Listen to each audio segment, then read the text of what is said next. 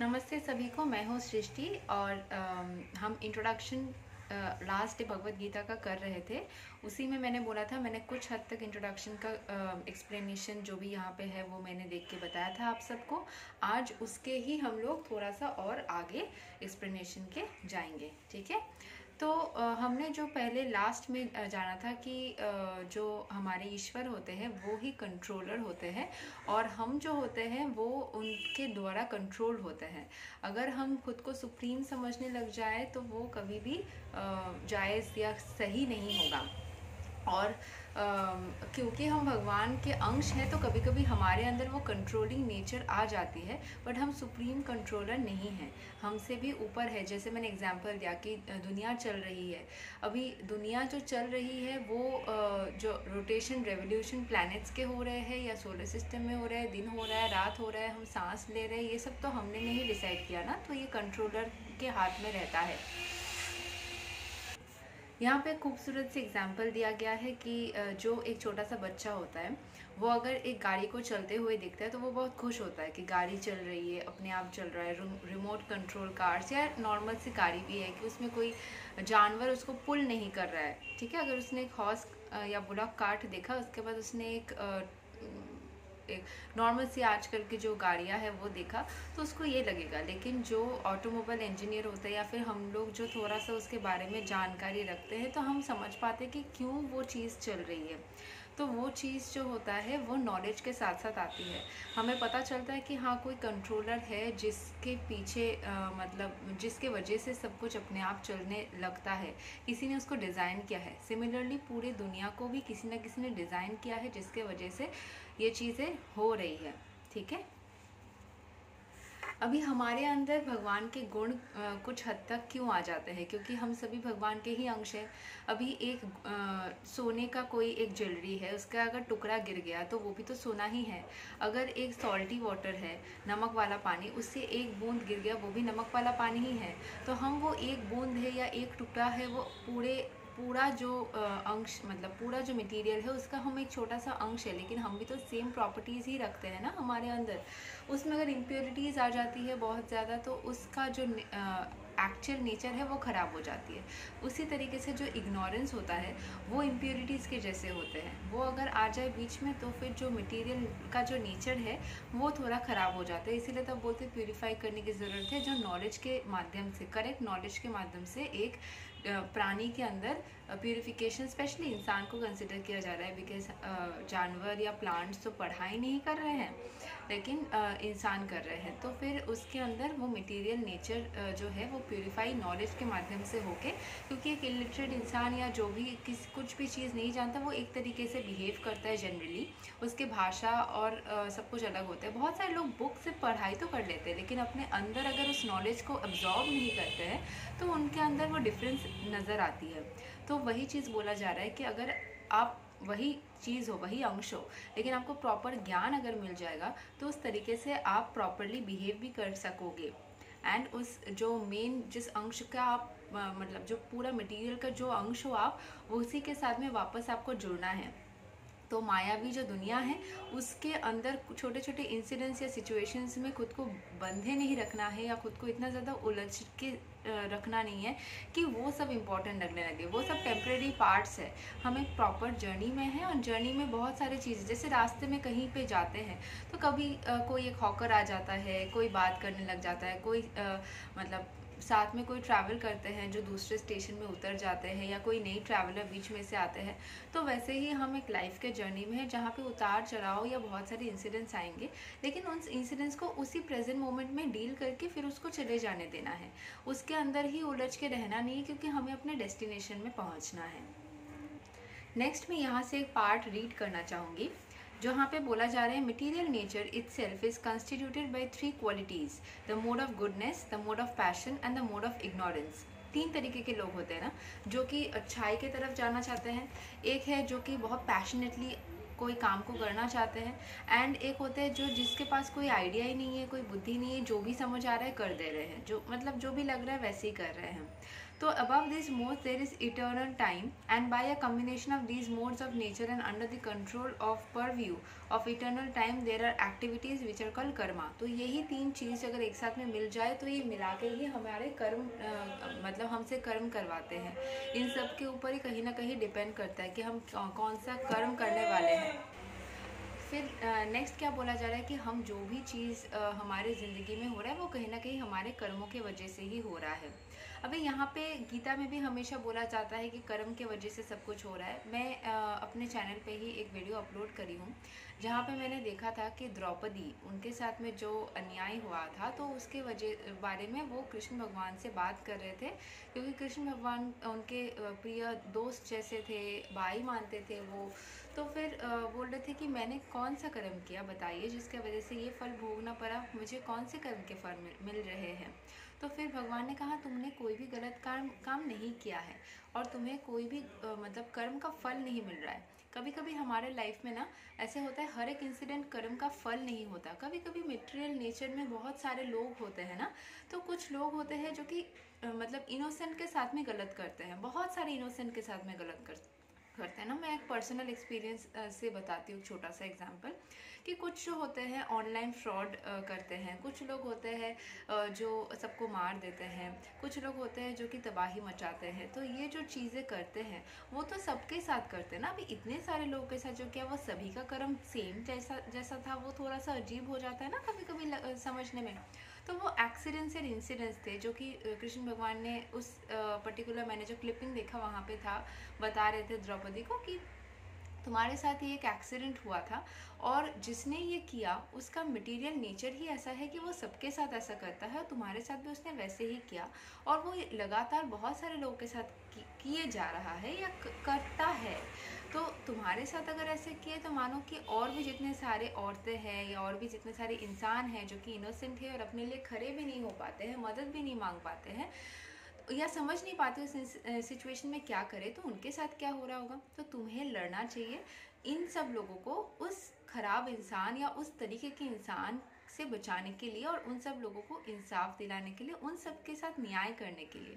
अपने मन में अपने साथ जो हुआ उसका रिवेंज लेके या मतलब बदला लेने की भाव लेके आगे मत बढ़ो। फिर तुम सिर्फ अपने लिए ही उसको बदला लेने के लिए उसको मार दोगे और फिर वो सेल्फिश हो जाएगा। लेकिन तुम इस इंटेंशन, क्योंकि जैसे कि मान लीजिए एक खूनी भी चाकू उठाता है और एक प्रोटेक्टर भी, मतलब जो हमारे इंडियन आर्मी या फिर कोई भी आर्मी के लोग होते हैं, किसी भी कंट्री के होते हैं, वो भी प्रोटेक्ट करने के लिए अगर करते हैं तो एक तरीके के होते हैं। और अगर कोई दुष्ट इंसान है या जो कि ऐसे ही कर रहे हैं, जैसे देवी दुर्गा भी हाथ में अपना अगर त्रिशूल लेती है और अगर कोई असुर लेता है, दोनों का इंटेंशन क्या है उसके ऊपर डिपेंड करता है। दोनों ही वेपन हाथ में ले रहे हैं, ठीक है। तो बोले इंटेंशन तुम चेंज कर लो, अपना इंटेंशन ही सब कुछ मैटर करता है। अपने लिए नहीं, सबके लिए, अपने साथ साथ बाकी सबके लिए भी तुम लड़ो ताकि ये एक धर्म युद्ध बन जाए। तो उन्होंने उस तरीके से बताया कि रिवेंज लेने जाओगे तो मन में जो दर्द होगा ना, जब भी हमारे साथ कोई गलत करता है और उस चीज़ का हमें बार बार हम उसको फील करते हैं, तो कैसे नरक जैसा अनुभव होता है ना, कि हम जैसे कि कोई नरक में आ गए हैं। तो खुद को उस नरक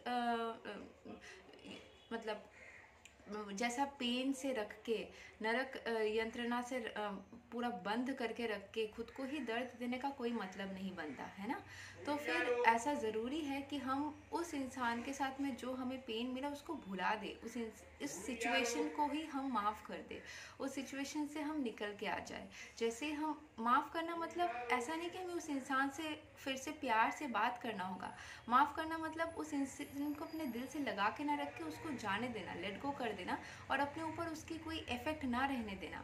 माफ़ करने का मीनिंग बहुत सारे लोगों के पास क्लियर नहीं है। बहुत सारे लोग समझते हैं माफ़ करना मतलब वापस से दोस्ती कर लेना या उससे बात करना। ऐसा ज़रूरी नहीं है। कृष्ण भगवान ने क्या बोला कि दुर्योधन को, द्रौपदी को बोला दुर्योधन को सबसे पहले तुम माफ़ करो, क्योंकि उसने सबसे पहले ख़राब करने के लिए आगे बढ़ा, लेकिन उसके साथ तुम लड़ो। लड़ने के लिए मना नहीं किया, क्योंकि दुर्योधन एक्चुअल में अच्छे कर्म नहीं कर रहे थे। लेकिन माफ़ क्यों करने कहा कि अपने मन में जो रिजेंटमेंट है, जो दर्द है, उस भावना से निकल के आ जाओ। उस भावना को मन के अंदर पोषित होने मत दो, मन के अंदर उसको पालो नहीं। डिफरेंस, मैंने जैसे अपने एक दोस्त को कहा था कि उसके साथ किसी ने धोखा किया था, तो मैंने कहा था कि तुम उसको माफ़ कर दो, तो उसको क्या समझ में आया था कि माफ़ कर दो मतलब उसके साथ वापस से बात करना चालू कर दो, दोस्ती कर लो या सब नॉर्मल कर दो, और इसलिए वो माफ़ नहीं कर पा रहा था। और बाद में जब कुछ महीने बाद उसने उससे बात करना चालू किया तो उसको लगा उसने उसको माफ़ कर दिया है, लेकिन ऐसा ज़रूरी नहीं है ना। माफ़ करना मतलब आपस से दोस्ती करना नहीं होता है। माफ़ करना मतलब उस इंसिडेंट को, इस सिचुएशन को अपने मन से गायब कर देना, खुद को रिलैक्स कर लेना, खुद को हील कर लेना, और उस इंसिडेंट की कोई भी प्रभाव अपने ऊपर ना रहने देना, अपने ऊपर उसका प्रभाव रहने देना, और उसको बार बार सोच के खुद को और उस इंसान को कोसने का मतलब होता है कि हम उस इंसान को माफ़ नहीं कर रहे हैं और खुद को दर्द दे रहे हैं। इसीलिए बोलते हैं किसी को माफ़ करने से महानता होता है, क्योंकि हम खुद को ही एक्चुअली उस दर्द से निकाल रहे होते हैं एंड खुद को अच्छा फील करवा रहे होते हैं। तो वो बहुत ज़्यादा ज़रूरी होता है। माफ़ करना मतलब उस इंसिडेंट को रिलीज़ कर देना और खुद को हील कर लेना, ठीक है। तो यहाँ पे जैसे बोला जा रहा है कि कर्म होता है, these activities are being carried out from time immemorial and we are suffering और enjoying the fruits of our activities. Generally karma ही होता है जिसके वजह से हमें उसका फल मिलता है ना। यहाँ पे कर्मा का एक छोटा सा एग्जाम्पल दिया गया है। कर्मा बहुत इजी चीज़ है। जैसे कि एक बिजनेसमैन है, उसने क्या किया, बहुत सारा अपने सामान को बेचा और उसने बहुत सारा प्रॉफिट गेन किया। अभी वो एंजॉय कर रहा है अपने लाइफ उसी पैसे से। अभी मान लीजिए उसी बिजनेसमैन ने अपने बिजनेस में लॉस किया, तो उसके पास पैसे नहीं रहे, तो उसके पास पैसे नहीं है तो वो एंजॉय नहीं कर पा रहा है, तो उसको अपने कर्म का फल मिल रहा है। अभी लॉस क्यों होगा या प्रॉफिट क्यों होगा, वो आप कैसे काम करो, उसके साथ साथ सिचुएशंस, कैसे क्लाइंट्स मिले, सबके ऊपर डिपेंड करता है। इसीलिए लोग भाग्य या समय को भी दोष देते हैं। अभी आपने कैसे अपना काम को किया उसके ऊपर भी डिपेंड करता है। कभी कभी कुछ सिचुएशंस ऐसे आ जाता है जो हमारे कंट्रोल में नहीं रहता है, उस सिचुएशन में हमें सरेंडर कर देना चाहिए। वो सबसे ज़्यादा ईजी होता है एंड हमें अपना काम अच्छे से करते रहना चाहिए एंड हमें ज़रूर उसका अच्छा फल मिलेगा ही मिलेगा। अभी भगवत गीता में 5 तत्वों के बारे में डिस्कस किया गया है। वो क्या है? ईश्वर जो कि है सुप्रीम लॉर्ड, फिर है जीव जो कि है लिविंग एंटिटी, फिर है प्रकृति जो कि है नेचर, फिर कला यानी कि इटर्नल जो टाइम है, एंड कर्मा यानी कि कोई भी तरीके के एक्टिविटीज जो हम कर रहे हैं। जैसे कि यहाँ पे बोला जा रहा है कि पांचों चीज़ों में से ईश्वर और आपका जो मटेरियल नेचर है और टाइम है वो इटर्नल है, वैसे ही प्रकृति जो है वो हमारा टेम्पररी है पर झूठ नहीं है। टेम्पररी क्यों बोला जा रहा है? क्योंकि प्रकृति में बहुत सारे चेंजेस आते हैं, जैसे कि सीजन्स चेंज होते हैं, क्लाइमेट चेंज होता है। यहाँ पे जैसे बोला जा रहा है कि आपका जब बारिश का मौसम रेनी सीजन में आता है तो वो ग्रेन्स को नरिश करते हैं। फिर जैसे ही रेनी सीजन ख़त्म हो जाता है उसके बाद जब ठंडक आती है तो एक अलग अनुभूति होती है। तो प्रकृति में चेंज आता है, वो कंसिस्टेंट नहीं रहता है या नहीं रहती है, और प्रकृति में हमेशा ही परिवर्तन आता है, लेकिन प्रकृति का एग्जिस्टेंस झूठ नहीं है। तो यही चीज़ बोला जा रहा है। उसके बाद बोला जा रहा है कि यहाँ पे एक चीज़ बोला है कि प्रकृति इस मतलब जो लॉर्ड है उन्होंने ये बोला माई प्रकृति, क्योंकि वो उनका ही कंट्रोलिंग की वजह से जो भी चेंजेस आ रहा है वो प्रकृति खुद ब खुद तो नहीं कर पा रही है ना, उसके अंदर चेंजेस हो रहे हैं जो कि कंट्रोलर ने डिसाइड किया है। हमें देख के लग रहा है कि वो खुद ब खुद हो रहा है, लेकिन एक्चुअली जो सुप्रीम लॉर्ड है उन्होंने ही डिसाइड किया है और वही उसको चला रहे हैं, या उन्होंने ही वो सिस्टम को एस्टैब्लिश किया है जिस वजह से वो चल रहा है। जैसे कि गाड़ी, वो अपने आप तो नहीं चल सकती है, लेकिन उसको किसी इंजीनियर ने ज़रूर डिज़ाइन किया हुआ है जिसके वजह से वो चल रही है। तो वैसे ही प्रकृति जो है वो एक गाड़ी जैसा है जिसको भगवान ने डिज़ाइन किया हुआ है एंड उसके हिसाब से ही वो चल रही है। अभी नेक्स्ट जो बोला जा रहा है कि कर्मा जो है वो इटर्नल नहीं है। द इफेक्ट्स ऑफ कर्मा, यहाँ से पढ़ रही हूँ, the effects of karma may be very old indeed, we are suffering और enjoying the results of our activities from time immemorial, but we can change the results of our karma or our activity, and this change depends on the perfection of our knowledge. We are engaged in various activities. Undoubtedly, we do not know what sort of activities we should adopt to gain relief from the actions and reactions of all these activities, but this is also explained in Bhagavad Gita. मतलब जो कर्मा है वो eternal नहीं है, तो कर्मा धुलने का बाद जो है वो तो झूठ होता। जो लोग बोलते हैं ना गलत कर्म किए हैं और फिर जाके प्रायश्चित कर रहे हैं या फिर अच्छा कर्म करने की वजह से पुराने कर्म धुल गए, तो वो क्या होता है ना, वो इक्वेशन हमेशा लिखी जाती है कि आपने इतना इतना टाइम ये कर्म किया, उतना उतना टाइम। नहीं तो अगर ऐसा ही सिर्फ बुरे कर्म का ही फल होता तो अच्छे कर्म तो काउंट ही नहीं होते। तो प्लस माइनस करके हिसाब लगाने के बाद ही डिसाइड होता है कि कौन सा इंसान को कितना क्या मिलेगा। कोई इंसान होता है जो किसी के साथ बुरा किया लेकिन उसने पूरे जीवन में बहुत सारे अच्छे कर्म किए हैं, तो उसके साथ शायद उतना खराब नहीं होता है। लेकिन जिसके साथ बुरा हुआ उसने अपने दिल में उस पेन को, उस रिजेंटमेंट को इतना लगा के बैठे है कि उसको लग रहा है कि इसके साथ बुरा कैसे नहीं हुआ, इसने तो मेरे साथ ऐसा किया था। लेकिन एक्चुअली जब उसको फल मिलता है, जिन्होंने खराब किया था उनका तो पूरे ज़िंदगी का फल उनको मिलता है, किसी एक कर्म का तो नहीं मिलता है, उनको ओवरऑल मिलता है, ओवरऑल उन्होंने क्या किया है। लेकिन जो एक इंसान के साथ अगर बुरा हुआ होता है तो वो अपने दिल में उस नरक वाली यंत्रणा को इतना लगा करके बैठे रहता है कि वो खुद ही दर्द में जीता रहता है कि हाँ इसके साथ क्यों ऐसा नहीं हुआ, मेरे साथ ऐसा किया, वैसे किया। तो उस दर्द को वो भुला के आगे नहीं बढ़ पाता है, तो वो खुद ही इस तकलीफ के जाल में बंधा रहता है, ना कि जिसने उसके साथ खराब किया। जिसने उसके साथ खराब किया शायद उसके साथ वो हो भी नहीं रहा है, क्योंकि उसने शायद प्रायश्चित कर लिया या उसने बाकी बहुत सारे लोगों के साथ अच्छा किया, मन ही मन इसके साथ में उसने शायद माफ़ी भी मांगनी। बहुत सारे सिचुएशंस होता है जिसमें हम सामने वाले के सामने जाके माफ़ी नहीं मांग पाते हैं, लेकिन मन से शायद हम माफ़ी मांग लेते हैं एंड खुद को भी माफ़ करते हैं एंड बहुत सारे अच्छे कर्म भी करते हैं, तो हमारे पुराने कर्म शायद धुल जाते हैं। लेकिन अगर जिसके साथ बुरा हुआ वो अगर दिल में लगा करके बैठे तो दर्द उसी को सिर्फ होगा। इसीलिए बोला जाता है कि कर्म चेंज होता है और आगे लोगों को माफ करना चाहिए। नेक्स्ट बोला जा रहा है position of Ishwara supreme lord is that of supreme consciousness. The jivas और the living entities being parts and parcels of the supreme lord are also conscious. Both the living entity and the material nature are explained as Prakriti, the energy of the Supreme Lord, but one of the two, the Jiva, is conscious.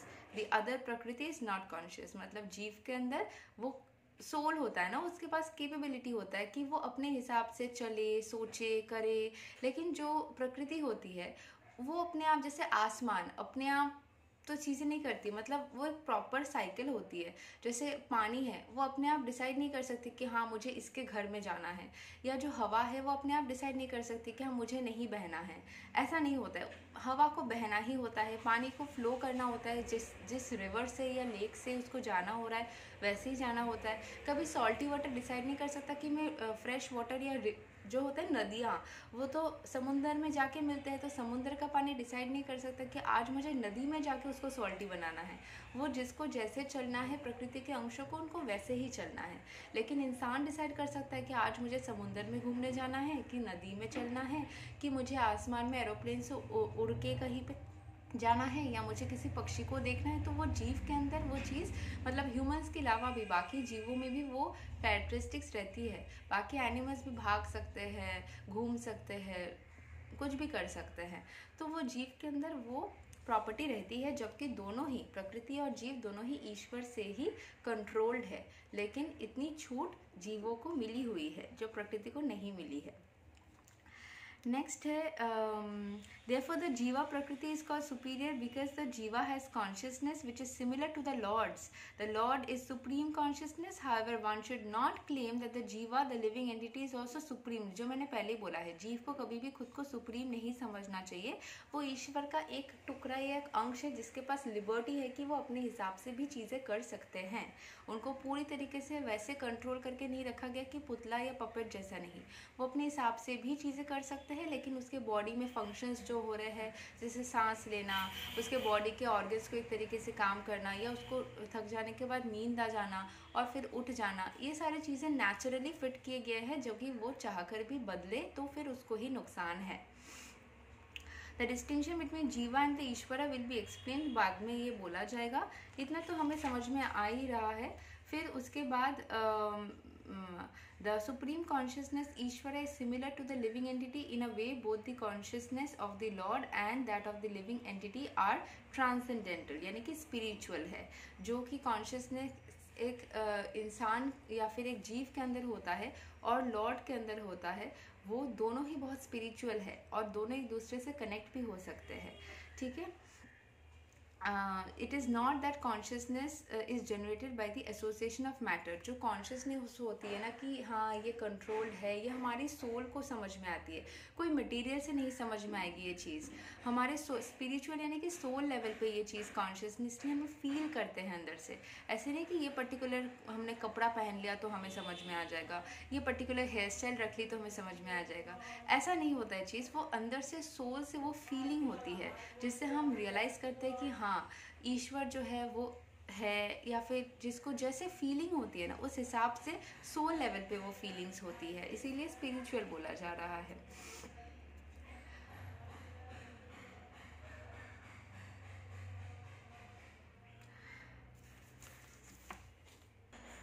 अगर हम कोई भी चीज़ का consciousness रखें, जैसे कि हमें कुछ भी चीज़ समझना है, तो अगर हम वो ईश्वर को अपने मन में रखते हुए ईश्वर के ज़रिए समझते हैं तो वो कभी भी मतलब वो अफेक्ट ऐसे इम्प्योर नहीं बनता है। जैसे कि अगर एक लाइट पास करी है, नॉर्मली एक कलर का है, कलर्ड ग्लास से पास करी है तो दूसरे कलर का दिखेगा, लेकिन ईश्वर के ज़रिए अगर हम कोई भी चीज़ को समझ रहे हैं तो वो एग्जैक्टली प्योर रहता है, वो कभी भी इम्प्योर नहीं बनता है, ठीक है।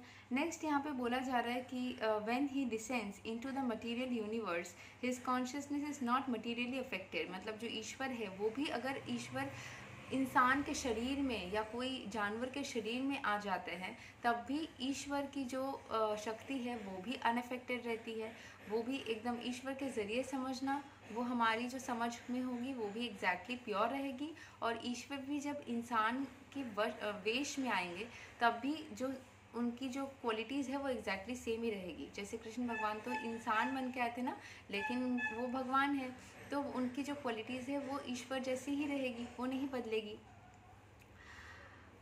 फिर बोला जा रहा है कि one can not say anything about the transcendental world without being free from materially contaminated consciousness. Spirituality क्या होती है, ये आपको कैसी फीलिंग आती है। जैसे मुझे बहुत सारे लोग कमेंट करते हैं कि आप मैं थोड़ी वर्सेटाइल हूँ ना, मुझे अलग अलग तरीके के कपड़े पहनना, अलग अलग तरीके के मतलब वीडियोस बनाना, कभी मैं अपने हॉबीज़ के ऊपर करती हूँ, कभी ये करती हूँ। तो किसी ने बोला था आप स्पिरिचुअलिटी के ऊपर बनाइए या फिर ये बनाइए, तो फिर मुझे बहुत हंसी आई थी उस बात से कि एक इंसान की जो क्वालिटी है, स्पिरिचुअलिटी ये भी सिखाता है कि आप जेन्युइन रहो, आप इन रियल रहो, आप जैसे हो उस चीज़ को एक्सप्रेस आउट करो। आपको कोई बनावटी नहीं बनना है, आपको कोई मेकीनेस नहीं रखना है। मैं जैसी हूँ मैं वैसी हूँ, मैं अपने अंदर जो भी फीलिंग्स आती है वो एक्सप्रेस करती हूँ। मेरे अंदर जो भी चीज़ें क्वालिटीज़ मुझे लगता है कि मैं इसको प्रेजेंट कर सकती हूँ, मैं करती हूँ। स्पिरिचुअलिटी मतलब सिर्फ ये नहीं होता कि सिर्फ तिलक लगाना है और सिर्फ माला पहनना है और सिर्फ आपको एक तरीके से बात करना है, एक तरीके से ड्रेसअप होना है, ऐसा है ही नहीं। आपको जैसा ठीक लगे आप उस तरीके से करो। अभी होता है कभी कभी स्पिरिचुअलिटी होते होते हम एक तरीके के थोड़ा बहुत हो जाते हैं, लेकिन उसमें ऐसा नहीं है कि आपको कुछ छोड़ देना है और आपको एक तरीके का ही बन जाना है, ऐसा कुछ है ही नहीं। आपको मेकीनेस नहीं रखना है कि हाँ सफ़ेद साड़ी पहन लो, एकदम पूरा ढक के बैठो। आपको जैसे कंफर्टेबल लगता है वैसे रहो। आप ईश्वर के पास जब वापस जाओगे तब तो ऐसे ढके ढके कपड़े पहन के एक तरीके से ड्रेसअप होके नहीं जाओगे ना, सिर्फ आत्मा जाएगी, शरीर तो रहेगी ही नहीं। तो फिर उस तरीके से आपको मतलब समझना है कि आप कैसे खुश होते हो, आप किस तरीके से रियल फील करते हो। वो भी चीज़ मतलब एक भगवद गीता की होती है कि आप स्पिरिचुअलिटी का मतलब ये नहीं होता है कि मतलब बहुत सारे लोग सोचते हैं स्पिरिचुअल मतलब मंत्र जाप हो गया, स्पिरिचुअल मतलब एक तरीके का ड्रेसअप हो गया, स्पिरिचुअल ऐसा है ही नहीं। स्पिरिचुअल मतलब आपको अंदर से कुछ फील होगा जो आपको ईश्वर से या उस पावर से कनेक्टेड रखता है। आप मिरेकल्स को देखने स्टार्ट करोगे अपने लाइफ में, आपके लाइफ में चीज़ें ना आप सोचोगे वो अपने आप हो जाएगा, ठीक है। जैसे कि स्पिरिट्स जो होते हैं, जो शक्तियाँ होती है, ऐसे बहुत सारे लोग ना भूत है आसपास, स्पिरिट मतलब ऐसा नहीं है, कुछ एनर्जी है जो आपके सोच के साथ साथ या उसके पहले ही आपकी इच्छाओं को पूरी कर देती है। आपके साथ मैजिक होगा, आपके साथ जो बेस्ट होना चाहिए वही चीज़ होगा। अगर आपको कोई भी चीज़ डिफ़िकल्ट लगती है तो वो ईजी बन के आपके पास आएगा। आपके लाइफ में सारे इंसिडेंट्स ही आपके मुताबिक हो जाएंगे या आपके लिए जो बेस्ट है वही वैसे ही होंगे। तो स्पिरिचुअलिटी ना एक डिफरेंट चीज़ है जो कि ऊपरी मेकीनेस के ऊपर या ऊपरी सजावट के ऊपर नहीं, अंदर एक फीलिंग के ऊपर बात करती है। जो आप फील करोगे, जो आप एक्सप्लेन नहीं कर पाओगे किसी तरीके से। जिसके साथ मैजिक या मिरेकल नहीं होता है ना, उसको समझ में भी नहीं आएगा। वो 10 बुक्स पढ़ ले, जैसे बहुत सारे बड़े बड़े बुक्स भी है जो मतलब ऐसे मैजिक एंड मिरेकल्स के बारे में बात करती है, वो बुक्स भी पढ़ लेना या फिर उसको एक पर्टिकुलर मैकेनिज्म के थ्रू भी करे ना, फिर भी उससे छूट जाएगी अगर वो अंदर से वो चीज़ को फील कर करके नहीं करेगा। तो फिर ये जो फीलिंग होते हैं ना, ये बहुत ही unexplain kind of a feeling है, ठीक है। तो इसको आप स्पिरिचुअलिटी को अंदर से समझे कि आपको कुछ एक शक्ति का अनुभव होगा जो हमेशा आपको प्रोटेक्ट कर रहा है, हमेशा आपको गाइड कर रहा है, हमेशा आपके साथ वही चीज़ें कर रहा है जो वैसे तो सबके साथ वैसा होता है, लेकिन ये बिलीफ के साथ साथ ये चीज़ ना स्ट्रॉन्ग होती चली जाती है। नहीं तो किसी किसी का प्रेयर करने के बाद तुरंत फल मिलता है, किसी किसी को टाइम लगता है, क्योंकि वो जो होता है ना, जो बिलीफ है, जो आपका अंदर से फीलिंग है कि अरे मुझे सोचना नहीं है कुछ ज़्यादा, मेरे साथ जो है वो अपने आप हो जाएगा। हाँ, कभी कभी हम बार बार बोलते हैं, बार बार, जैसे मेरे साथ भी हुआ था या बहुत बार हो जाता है, या मतलब ये होता है कि हम एक ही चीज़ का प्रेयर शायद बहुत बार कर लिए, लेकिन एक अंदर से बिलीफ भी होती है कि हाँ ये चीज़ ऐसे हो जाएगी। तो स्पिरिचुअलिटी वैसी होती है जो वो पावर से आपको कनेक्टेड रखता है। कोई नाम धर्म, बहुत सारे लोग मेरे कमेंट पे, चैनल पे से कमेंट भी करे थे अलग अलग धर्म को लेके। धर्म, आप ईश्वर को जिस भी नाम से पुकारो ना, ईश्वर बोलो या किसी भी नाम से बोलो, इंग्लिश में बोलो तो एक वर्ड हो जाएगी, उर्दू में बोलो तो कोई और वर्ड हो जाएगी, अलग अलग लैंग्वेजेस में बोलो तो अलग अलग ईश्वर को अलग अलग लैंग्वेजेस में अलग तरीके से बोला जाता है, राइट। बहुत सारे लैंग्वेजेस हम जानते भी नहीं हैं, तो ये लैंग्वेज के हिसाब से वो वर्ड की सिनोनिम जो है वो बदल जाती है। समझने की कोशिश करो, वो पावर जो है, वो पावर के साथ में आपकी अगर कनेक्शन रहेगी ना, तो फिर वो चीज़ आपको मतलब ऐसे बोल के नहीं होगी, ठीक है। तो फिर थोड़ा सा और आगे आज करते हैं, फिर नेक्स्ट वीडियो में नेक्स्ट पार्ट देखेंगे, ऐसे भी थोड़ी लंबी होगी ये वीडियो। तो हाँ, नेक्स्ट बोला जा रहा है, so the Lord is not materially contaminated, our consciousness. देखो, लॉर्ड बोलो, गॉड बोलो, भगवान बोलो, ईश्वर बोलो, बाकी कुछ भी बोलो, मीनिंग एक ही है, ठीक है। Our consciousness at the present moment, however, is materially contaminated. Materially contaminated होता है, कोई इस भगवान के रूप को मानता है तो कोई उस भगवान के रूप को मानता है, या फिर कोई लड़ने लग जाता है, तो materially contaminated हो गया ना, ठीक है। मुझे अच्छा लग रहा है आज तिलक लगवाने का, तो मैंने लगवाया। अगर किसी ने भगवत गीता की कोई गाना या वीडियो नहीं तिलक लगा किया, नहीं कोई माला पहन के भी किया, तो फिर कोई प्रॉब्लम नहीं है। उसके अंदर जो है ना, जब उसकी मतलब सोल भगवान के पास जाएगी ना, तो ये सारे ऑर्नामेंट्स के बिना ही जाएगी। तो उसमें भगवान उसको ये इस चीज़ पे नहीं देखेंगे कि तुमने ये माला पहन के आए हो तो मेरे पास आ सकते हो, ये तिलक लगाए हो तो आ सकते हो। ये तो बस इस दुनिया में रहने के टाइम पे जो हमें अच्छा लगता है उस हिसाब से, राइट। तो फिर उसके बाद our consciousness at the present moment is, however, materially contaminated. The Bhagavad Gita teaches that we have to purify this materially contaminated consciousness. In pure consciousness, our actions will be dovetailed to the will of Ishwar and will make us happy. अगर आप consciously ईश्वर के उस energy के साथ, अगर कोई कृष्ण भगवान के रूप को या किसी भी तरीके से एक पर्टिकुलर भगवान के रूप को नहीं समझ पा रहे, तो एक एनर्जी है जो यहाँ पे जैसे एक्सप्लेन है कि कोई एनर्जी है, कोई पावर है, कोई एक मैजिक जैसा कुछ है जो सारी चीज़ें, देखिए ना, ऐसे अपने आप एक प्लैनेट घूमता है, अपने आप हम सांस लेते हैं, अपने आप निकल जाता है। मतलब ये सारी चीज़ भी तो मैजिकल है ना, कि कैसे होता है। ऐसा नहीं लगता कि ये सब चीज़ें कैसे हो जाता है, मतलब कितनी मतलब इंटरेस्टिंग है। मैं तो बचपन से ऐसा बोलती थी कि भगवान सबसे बड़े साइंटिस्ट है, उसने कैसे मिरेकलसली इतने सारे चीज़ें एक साथ में कर ली और वो एक साथ में चल भी रहे हैं, राइट। तो मुझे तो ये पूरा ही चीज़, मुझे लगता है वो साइंस, मतलब सबसे अच्छा साइंटिस्ट तो वही है, राइट। और फिर ये मैजिक एंड मिरेकल्स जो है वो हर चीज़ में आपको दिखने लग जाएगा अगर आप ऐसे देखना स्टार्ट करेंगे कि ये चीज़ ऐसे कैसे हो जाता है, वैसे कैसे हो जाता है। तो हमें अपने जो कॉन्शियस मतलब कंटेमिनेशन है ना, जैसे जाति धर्म एक्सेट्रा को लेके, तो उन सब चीज़ से अपने आप को प्यूरिफाई करने की ज़रूरत है।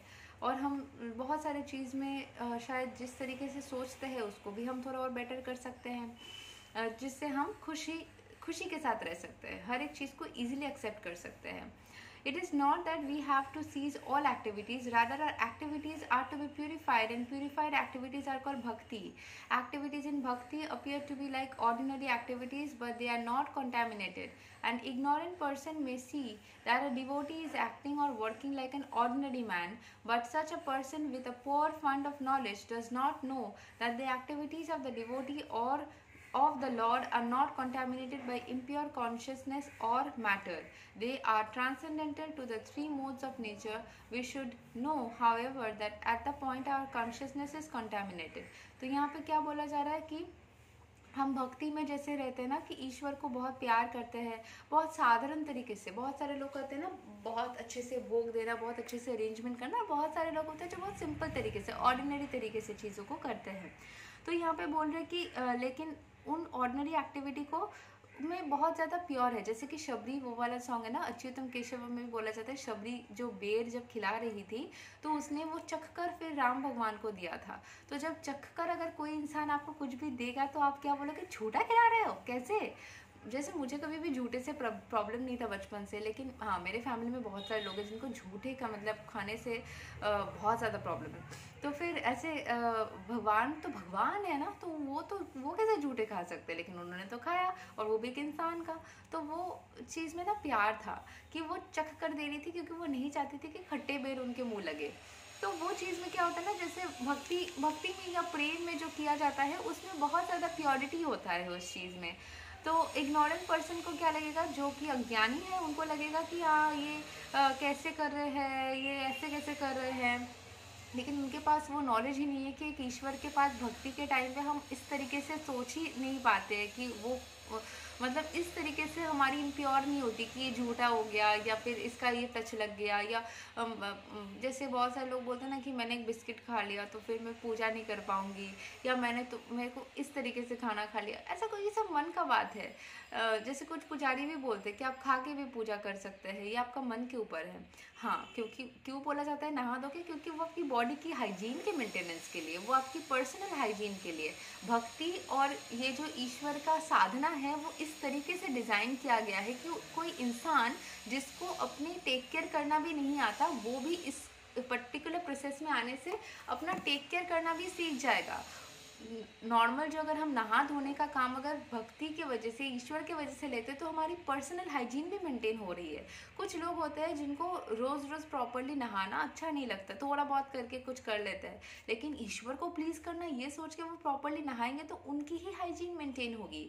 वो एक पर्टिकुलर टाइप ऑफ खाना, अगर फ्रेश फूड नहीं खाते मान लीजिए, लेकिन ईश्वर को देना है बोल के वो हमेशा फ्रेश फूड ही पकाएंगे और प्रसाद के रूप में उसी को खाएंगे, तो उनकी हेल्थ अच्छी रहेगी। ईश्वर को प्रसन्न करना है बोल के वो जल्दी नींद से उठ जाएंगे और रेडी हो जाएंगे, तो उनकी ही रूटीन अच्छी रहेगी। तो अपने लाइफ की रूटीन और अपना अच्छा करने के लिए ही ये सारी चीज़ें वैसे ही डिज़ाइन किया गया है।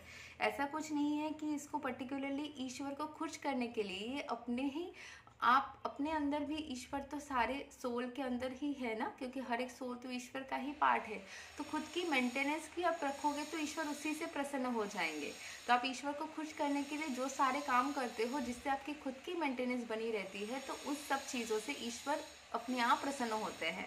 लेकिन अगर ईश्वर को खुश करते लिए आप घंटों ना खा के रखो या फिर खुद को कष्ट दो, तो उससे ईश्वर नहीं प्रसन्न हो पाएंगे, क्योंकि उससे ईश्वर के संतान खुद ही खुद को कष्ट दे रहे। तो एक माँ या एक पिता अपने संतान को भूखा देख के क्या वो खुश होता है? कभी भी नहीं। तो उसी तरीके से अपने आप को कष्ट दे के अगर हम कुछ भी काम करते तो वो चीज़ कभी भी हमें संतुष्टि नहीं दे सकती है।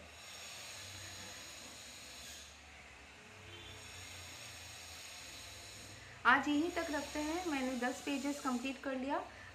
एक नेक्स्ट अर्जुन के साथ में ये चीज़ कैसे, कॉन्शियसनेस या ईगो या ये पार्ट क्या है, हम थोड़ा सा और कवर करेंगे।